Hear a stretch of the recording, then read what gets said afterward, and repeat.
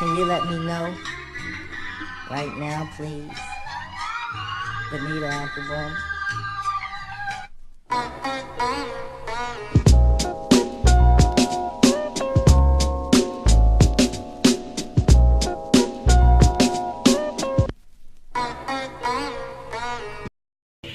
It's the year 2000, and with the dawn of the new millennium came an ambitious gaming developer's maiden dive into the rocky waters of the infamous superhero video game genre. Neversoft Entertainment had already established a reputation for delivering high-quality gaming, dishing out side-scrolling action platformer Skeleton Warriors side by side with the accompanying toy line and cartoon series before taking on the third-person shooter crowd with MDK. I don't think I need to remind you all of the universal acclaim that followed them with Tony Hawk's Pro Skater back in 1999. Even with their storied success, Neversoft certainly had their hands full with Spider-Man, a superhero action game in which they chose to borrow elements from the Fox animated cartoon series that had ended 2 years prior. Up until this point in the web-slinger's interactive history, no one had ever dared to go 3D, and whatever we got as gamers beforehand ranged from cherished, underrated gems to pure crap. Alas, Neversoft was up to the task, releasing the first ever 3D Spider-Man video game.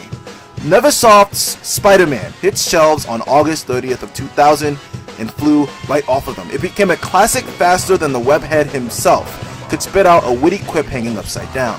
From tight, intuitive controls to an awe-inspiring level of detail and creativity, Spider-Man instantly won over gamers far and wide. It also demonstrates an extensive amount of reverence to its comic book derivation, transporting you into a world that's not only ridiculously fun to play in, but one seeping in the same spandex-clad, crime-fighting escapism that inspired it. Welcome, true believers and newcomers alike. Spider-Man co-creator Stan Lee here. Once again, we find our hero Peter Parker, better known around the world as the Amazing Spider-Man, in a heap of trouble. Spider-Man has a surprisingly interesting video game story, playing off of the colorful personalities of its characters and staying true to them throughout. The premise is simple, with Spider-Man supposedly being framed at a scientific demonstration before the New York City police places a target on his head, and a frustrated Eddie Brock enacts revenge with the help of his budding symbiote. A quote-unquote reformed Dr. Octopus takes advantage of the incident, quietly gassing the ground floor of the entire city while demonstrating his new leash on life by procuring costumed heroes and villains. His grand scheme revolves around symbiosis, merging numerous samples of Carnage's symbiote together with the city's inhabitants while he assumes control of everyone. There's a lot of other villains in play throughout the campaign, but the conniving Doc Ock manages to manipulate their roles through contrivance, keeping Spidey in their crosshairs while he sets his master plan in motion. Not only is this story simple enough to keep up with, it's dexterous enough to feel like a plot designed to land in a comic book.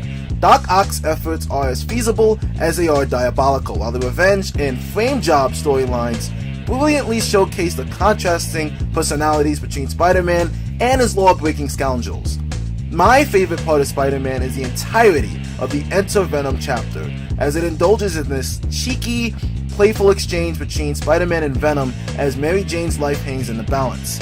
It's pulpy as hell, subverts all expectations, and really lets voice actors Reno Romero from Spider-Man Unlimited and Darren Norris kick back and have a rollicking good time with the script.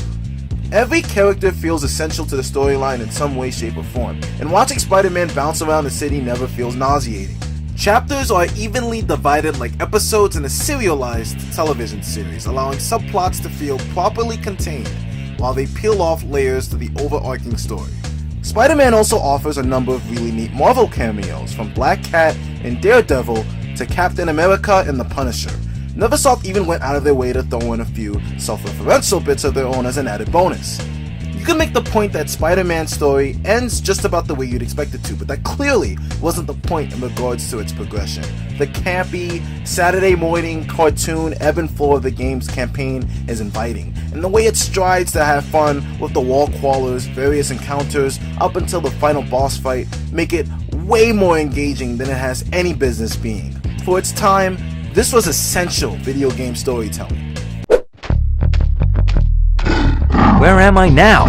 Spider-Man offers 34 levels in total, with over half a dozen boss fights and a swirling variety of platforming segments, puzzles, and blockbuster-style action set pieces. It's often displayed in a very linear fashion. You start at point A and then work your way to point B while taking on a large host of different assailants.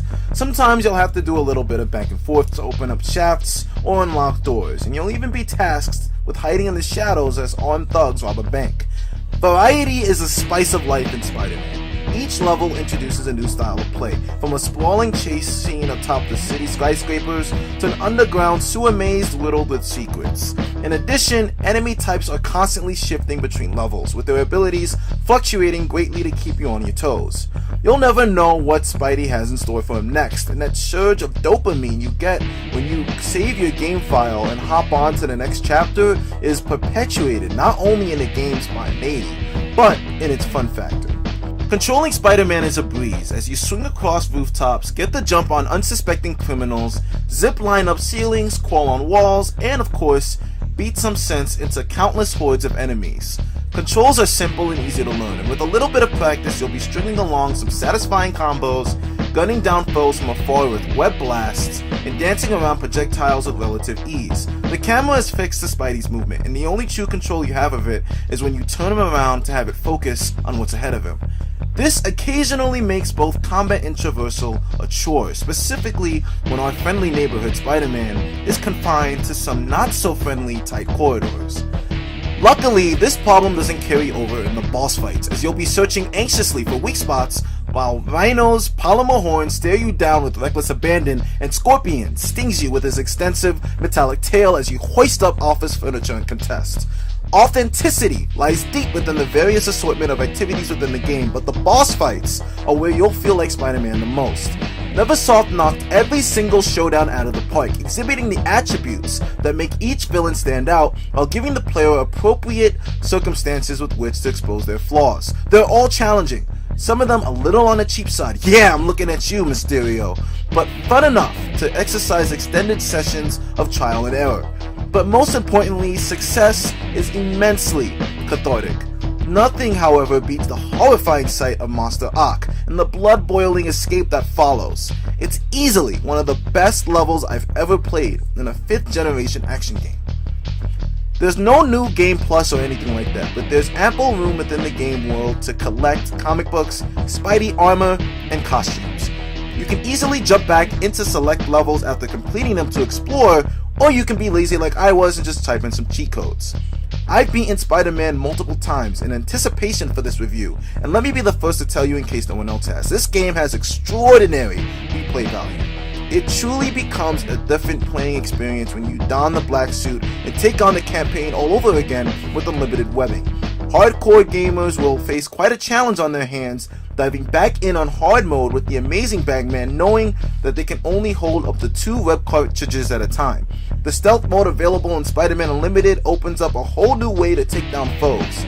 Spider-Man is as arcade-style an action game as they come, but there are layers of depth hidden within should you choose to pursue multiple playthroughs and multiple Spideys.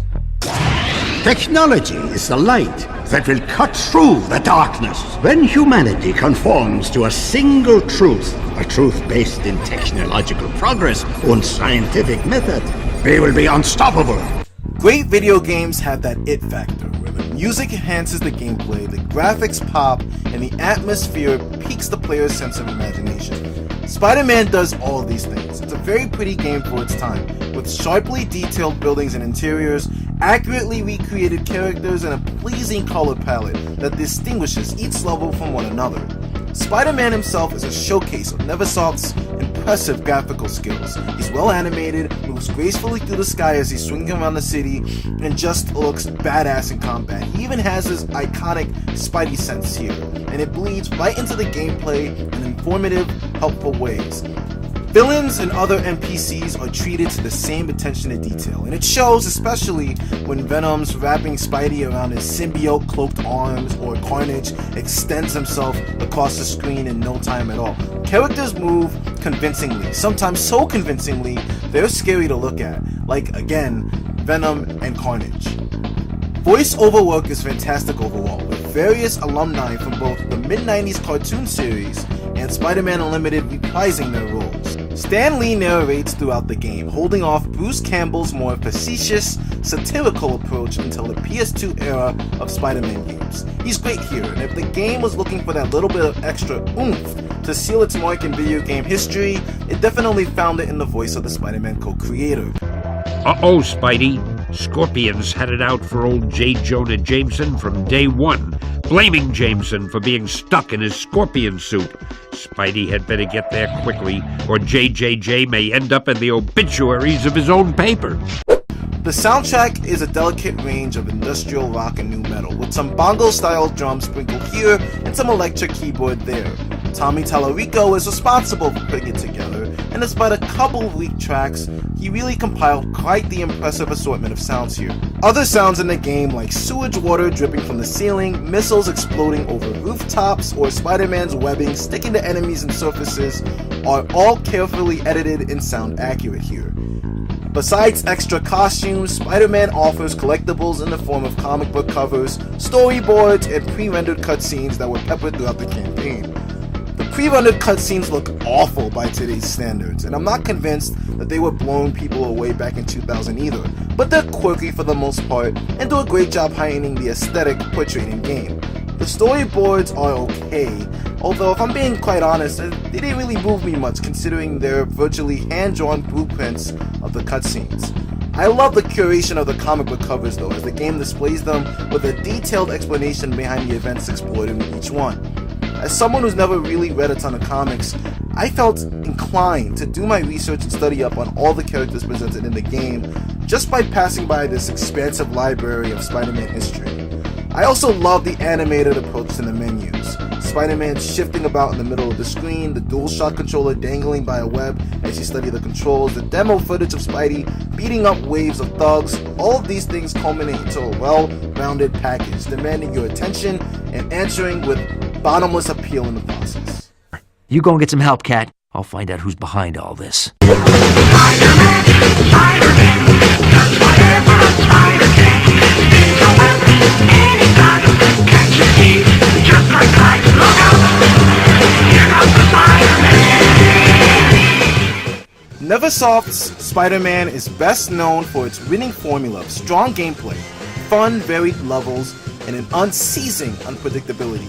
And rightfully so. It's easy to lose yourself in this exaggerated comic book tale and be wowed again and again by Neversoft's outstanding attention to detail on all fronts.